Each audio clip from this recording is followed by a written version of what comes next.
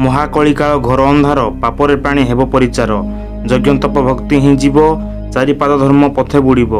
ମାଳିକାରେ ଏପରି କିଛି ତଥ୍ୟର ବର୍ଣ୍ଣନା ରହିଛି ଯାହା ବର୍ତ୍ତମାନ ଘଟଣା ସହିତ ମେଳ ଖାଉଛି।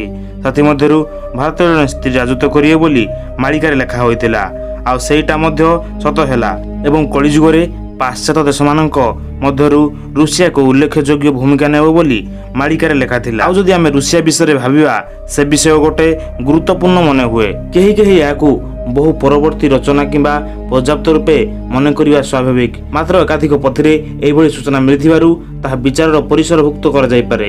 ମହାପୁରୁଷ ଅଚ୍ୟୁତାନନ୍ଦଙ୍କ ରଚନାରେ ଅନ୍ୟ କୌଣସି ଦେଶର ଉଲ୍ଲେଖ ନଥାଇ କେବଳ ରୁଷିଆ କଥା ମିଳୁଥିବାରୁ ସେଥିରୁ ପ୍ରତୀତ ହୁଏ ଯେ ମହାପୁରୁଷ ତାଙ୍କ ଦିବ୍ୟ ଦୃଷ୍ଟି ବଳରେ ଏକଦା ଭାରତ ସହିତ ରୁଷିଆର ସମ୍ପର୍କ ଘନୀଭୂତ ହେବ ବୋଲି ଜାଣିପାରିଥିଲେ ଏବଂ ପ୍ରସଙ୍ଗକ୍ରମେ ଏହାର ନାମ ପ୍ରକାଶ କରିବାକୁ ମଧ୍ୟ କୁଣ୍ଠାବୋଧ କରିନଥିଲେ।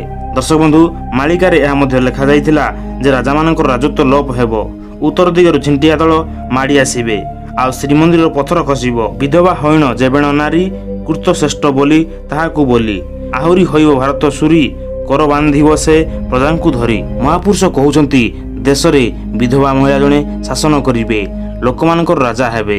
ସତକୁ ସତ ଭାରତର ଗାଦିକୁ ସମ୍ଭାଳୁଛନ୍ତି ଜଣେ ମହିଳା। ରୁଷିଆ ଆସିଲେ ଦର୍ଶନ କରି ତାଙ୍କ ପାଦେ ପ୍ରଣୟ ନିବ, ଯେତେ ସ୍ୱର୍ଣ୍ଣ ଦେବ ରାଜା ବଳଦେବ କାନରେ ଭେଟି ପାଇବ।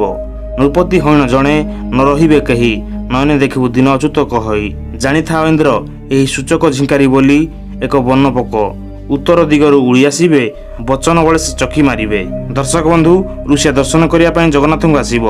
ଯେତେ ରାଜା ଥିବେ ସେହି ସମୟରେ କେହି ନଥିବେ, ମାନେ କହିବାର ଅର୍ଥ ହେଲା ଯେତେ ମନ୍ତ୍ରୀ ଥିବେ ରୁଷିଆ ଜଗନ୍ନାଥଙ୍କୁ ନେଲା ସମୟରେ କେହି ନଥିବେ।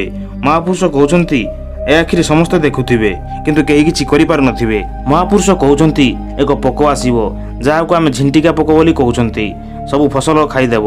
ସେ ଝିଣ୍ଟିକା ପୋକ ଉତ୍ତର ଦିଗରୁ ଉଡ଼ି ଆସି ଫସଲ ସବୁ ଖାଇବ, ଆଉ ସେହି ବର୍ଷ ଖାଦ୍ୟର ଘୋର ଅଭାବ ଦେଖାଦେବ ଭାରତରେ।